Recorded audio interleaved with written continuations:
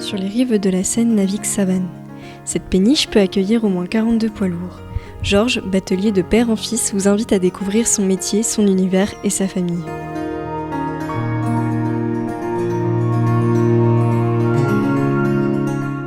De père en fils,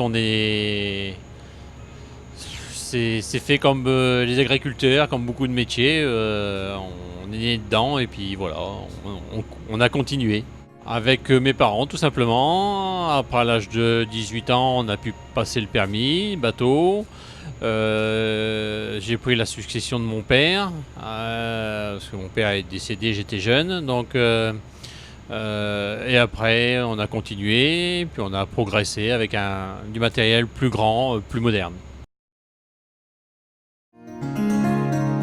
Discutant avec Georges, nous rencontrons Léa et Lucas, ses 2 premiers enfants. Joyeux et curieux, ils nous partagent un bout de vie avec eux. Lisa, la dernière, se fait plus discrète. Tous les 3 ne vivent pas comme les autres enfants. Ils vivent dans un appartement sur l'eau. Voguer sur la Seine ne leur empêche pas de jouer à l'ordinateur ou regarder la télé. Lucas et bientôt Léa partent à l'école à Douai en internat. Pour eux et leurs parents, c'est une séparation difficile à supporter. Dès 6 ans, il doit s'adapter à un nouveau mode de vie et à une nouvelle éducation. L'avantage, c'est qu'on les a avec nous jusqu'à 6 ans. Tout dépend de leur date de naissance. Et après, c'est un peu une cassure entre... quand ils vont à l'école, c'est dur pour eux et pour nous. Et avec le temps, on s'y fait. Et puis, c'est un métier, on est comme ça dedans, on n'a pas le choix. Mais bon, on fait avec. Voilà. Être marinier n'est pas toujours facile. Georges nous raconte la réalité du métier aujourd'hui.